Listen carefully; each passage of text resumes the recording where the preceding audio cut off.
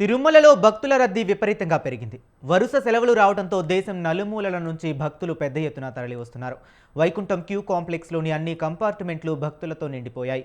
Vaikuntham complex పూర్తిగా నిండిపోవడంతో queue లైన్లు వెలుపలి వచ్చి శిలాతోరణం వరకు కిలోమీటర్ల మేర విస్తరించాయి.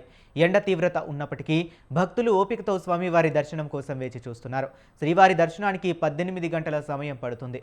నిన్న స్వామివారిని మొత్తం 86,091 మంది భక్తులు దర్శించుకున్నారు. 29,664 మంది భక్తులు తలనీలాలు సమర్పించి మొక్కులు చెల్లించుకున్నారు.